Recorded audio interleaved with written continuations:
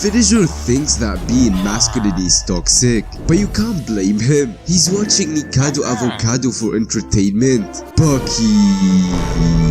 Bucky always wanted to be more masculine, but he physically couldn't, cause Bucky was already lifting some hard drugs since he was 5. He probably got on self-improvement and he wanted to be more masculine and talk in a deeper voice and have a confident body language throughout all day and act like a high-value man. But you probably kept reverting to your old feminine and childish and low-value habits with your rounded posture and your low-ass voice, which is somewhat demotivating. You want to act more masculine and be a high-value man, but it's kinda like your subconscious state where you're not really present is still that feminine and childish and low value version of you. And I experienced this. I basically got back to praying and started taking Islam more seriously when I got on self-improvement. I'm trying to reduce the bad language that I'm using and stop doing those low value stuff that I was doing. And I obviously wanted to act more masculine and charismatic, but I kept reverting back to that old feminine state. Even though I'm in a flow state and I have no thoughts in mind and I'm totally present, still swear and do some low value stuff and end up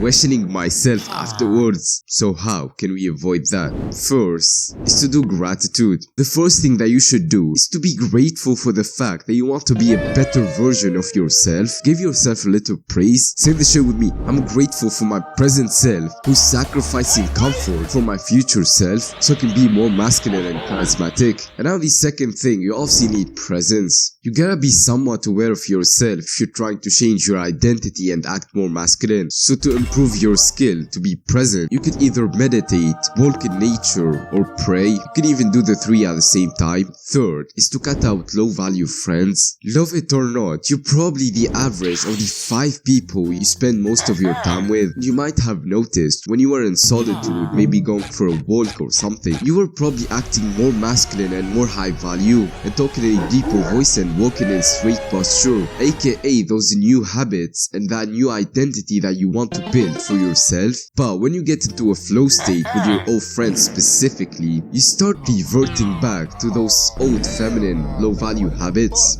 And now you have 2 choices: to either cut them out if they are not really close to you, and also you might be forced to see them in school or at work or anything, but try to talk to them at least the bare minimum and like think 2 times before talking to them. And the second choice, which I think is the better one, is to get them up with you. Probably make a video on how I got my friends into self-improvement. I'll probably link it there. And the fourth and most important thing is that it's all about consistency. I'm gonna totally steal this from Hamza. Your identity, which is the state that you're subconsciously in, is your base attack, and all those stuff that you're trying to do to improve that identity and be more masculine, like affirmations and meditations and hitting the gym and playing sports, or even watching this video, is like that magic attack for your identity. And this is why you keep reverting to your old feminine self, because think of it, that's your identity. You've been fapping and moaning and doing some feminine childish bullshit with your friends since you were a child.